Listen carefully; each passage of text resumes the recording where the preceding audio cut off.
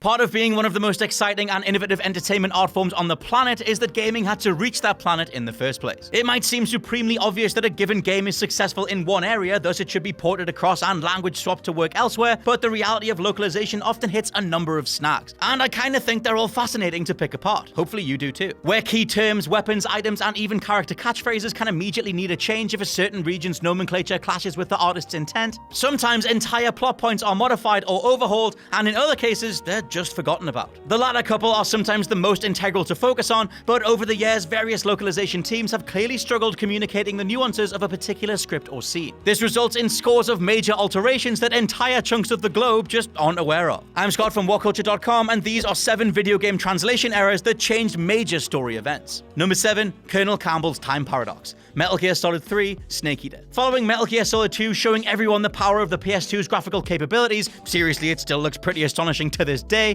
and one hell of a plot twist-filled story, all eyes were on Metal Gear Solid 3, alongside the question of just where Hideo Kojima was going to go next. Being Konami didn't tell a soul that Raiden was secretly the majority main character of Sons of Liberty, this had fans and gaming journalists alike trying to predict the next massive twist. We knew that Metal Gear Solid 3 was going to focus on a young big boss, called Naked Snake, and that it would be set in the 60s, but that was it. A breakthrough came then when pre-release footage included a modern-day sounding Colonel Campbell stating that Snake's death would change the future, and that it had, and I quote, caused a time paradox. That's it, we all thought, it's all a simulation. Raiden or a new age Snake is journeying back to investigate some past event, and there'll be some insane reveal at some point in the game, right? Wrong. Though this became known as a fourth wall breaking joke, the reality was that Campbell's Japanese voice actor Takeshi Aono actually voices Doc Brown in the Japanese dubs of the Back to the Future movie. The quote-unquote time paradox line was a reference to Doc's line from Back to the Future 2, and the only reason we got it in the American release was as a straight translation into English, though obviously it didn't carry the same meaning. All those years of speculation and even in-game the idea that Snake Eater was building to some timeline-based reveal all came from a joke tribute. Number 6, The Fate of Ganon. The Legend of Zelda Breath of the Wild. One of the reasons Breath of the Wild is so totemic, so outstanding, and so ethereally beautiful comes from its status as something of a standalone Zelda. Almost feeling like a soft reboot of the franchise, Nintendo dodged all questions of where it sat in the canon, gave Link a nice blue tunic, and set about naming half the locations in the world after characters rather than including them as NPCs. Ganon 2 is still a powerful evil Link must wield the Master Sword to defeat, but in having his appearance not be a man but a large demon, the Western and Eastern releases ultimately define him very differently. In the Western release, before you fight the final form of Dark Beast Ganon, Zelda screams that he, and I quote, has given up on reincarnation and assumed his pure enraged form. This makes sense in the moment as the various parts of Ganon that were scattered across the realm have also been brought down, and all that's left is one final enemy to put in the ground. It's the word pure that fans latched onto, and it's what makes this fight so powerful as well as giving it that element of finality. In the Eastern release though, Zelda's line references the entire Legend of Zelda mythos and Ganon's immortality, saying that the Dark Beast is, and I quote, born from his obsessive refusal to give up on revival, i.e. this is just another form of Ganon, and like in the wider mythos, downing Breath of the Wild's Ganon is just a stopgap for a future fight. Let me know what you think down in the comments though. Does Breath of the Wild stand alone and should it for the rest of time, or does it just continue the cycle that we've had for the last 30 years? Number 5, Sonic's planet Mobius doesn't exist and was Earth all along. Remember how across the 2000s Sonic's entire canon just switched, and suddenly Dr. Robotnik was Dr. Eggman, and even the levels were now set across places that looked a whole lot like Earth? Well, turns out it all started with a mistranslation from series creator Yuji Naka, who when speaking to Sega for an issue of Sega Visions magazine, made reference to Sonic running on Mobius, resulting in the idea that the games were actually set on some random place called Mobius and not Earth. Being set on another planet would explain the underground purple caverns and moss-caked ruins that look like they belong to a completely different species, so various Western media and entertainment properties just ran with this, resulting in even the absolutely effing awesome Sonic TV series and comics all being set on Mobius. Sadly, it wasn't to be, and as the series was always supposed to be set on Earth, Sonic rescuing various critters from a cackling oil baron-looking dude was always an environmentalist message anyway, Sonic Adventure 2 finally called the planet Earth, and it's been like that ever since. That Mobius line though, it referred to the levels being modeled somewhat on Mobius strips, a mathematical term for a one-sided space that Sonic could then sprint across. Westernized assumptions were also the case for Dr. Robotnik too. Team Sonic's Takashi Iizuka stated in a later Game Informer interview that Eggman was always Ivan's real name, but it was the American localization team who changed it without consulting the developers. Now, call me crazy, but Dr. Robotnik on planet Mobius is infinitely cooler than Dr. Eggman on Earth, but you can't have it all, and we're still getting the Sonic movie. Number 4, the primordial serpent's role, Dark Souls. First up, a major thanks to Dark Souls lore master Vali Vijay for this one. If you've played/survived the first Dark Souls, chances are you'll remember meeting one of the primordial serpents, Kingseeker Frampt.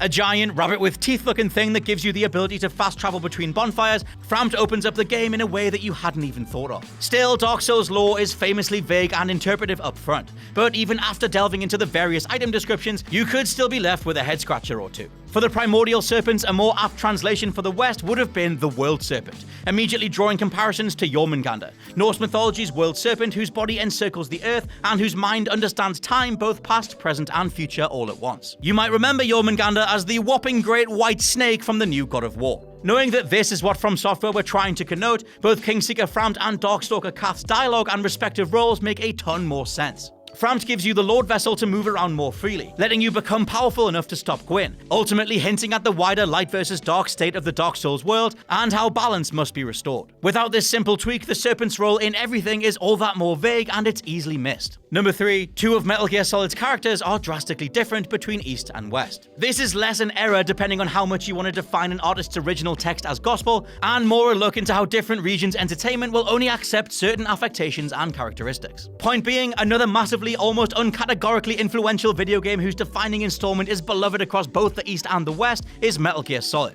but it has a drastically different portrayal of Solid Snake and Revolver Ocelot depending on where you're playing. First up, Solid Snake. The gruff, militaristic, got-this mercenary us Westerners fell in love with, he was originally a more playful individual, turning into bashful the dwarf around women, and being inspired, according to Hideo Kojima, by energetic anime character Lupin III. In the translation/localization process, as Snake was molded even more into the Hollywood model he was initially taking some influence from, he became this archetypal action hero with far more rigid mannerisms. In the roundly despised by PlayStation owners Metal Gear Solid Twin Snakes, the vast majority of the Western fandom lost their collective minds because Snake was backflipping off missiles in midair and flipping around the place in slow motion. But this more overblown take on the character was more in line with the original across the board. It's also worth highlighting that Revolver Ocelot, one of the coolest villains in gaming history, was supposed to come across as a quote wannabe. Noted by TV tropes, the Eastern release paints him as more of a gun fanatic who's rude and has nerdy speech patterns and pitiful fixations. As the localization team didn't think this would work for a Western audience, he was transformed into the very spaghetti Western gunslinger that the Eastern Ocelot could only dream of.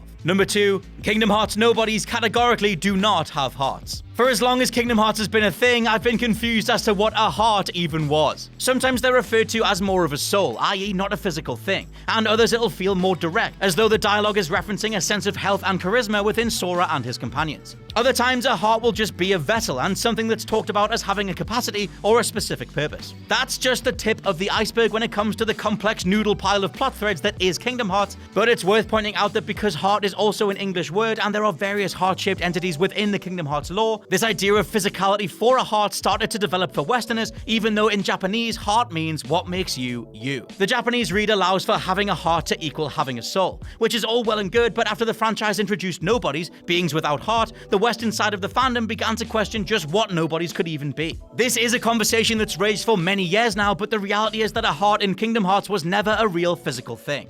Instead, it was always encapsulative of a person's soul or their will to carry on. Number 1, Sephiroth was controlled by Jenova and didn't stab Aerith. Final Fantasy VII. Yeah, so turns out the original Japanese text for Final Fantasy VII wrote Sephiroth in a completely different way. It was down to a threadbare localization team that a ton of Final Fantasy VII's descriptions and lore barely make any sense. If you go back through it today, you might notice the script falling the F apart in the second half. Even Sephiroth himself has a markedly different role, with markedly different motivations. Thanks to Redditor Raya shedding light on the reality of the translation, they detail how Jenova was actually the big bad, a parasite infecting and controlling Sephiroth rather than an unhinged, obsessed killer. This is why Sephiroth finally sprouts additional limbs and a more alien form in the final battle. It was all supposed to be about removing the Jenova parasite from the real Sephiroth, but this final version is the one who merges with Jenova after Cloud throws the pair of them into the livestream at Nibelheim. The Sephiroth that does all the stuff we remember him for, the death of Aerith, that's all Jenova, an imposter trying to unite the various parts of itself at the Northern Crater.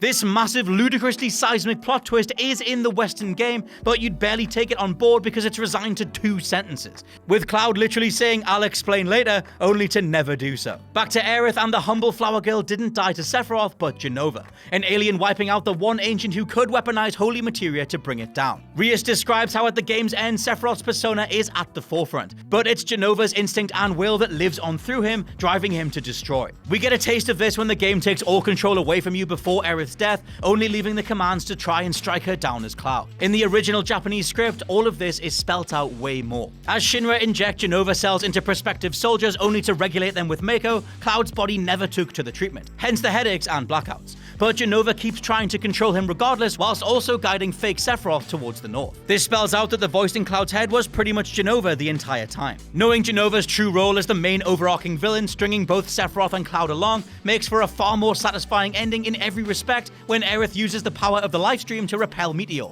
alongside the fact that Cloud defeats both Jenova and Sephiroth to protect the planet. All of this is pretty much left out the Western release, and it's the only thing that has me excited for the Final Fantasy VII Remake, as after over 2 decades we might finally actually get the proper story in the West. But for now though, that's my list. Let me know down in the comments if there were any other translation errors that made you second guess particular plot points, items, characters, or anything else you can think of. I've been Scott from WhatCulture.com. Please check out the WhatCulture Gaming Podcast, and I'll catch you soon.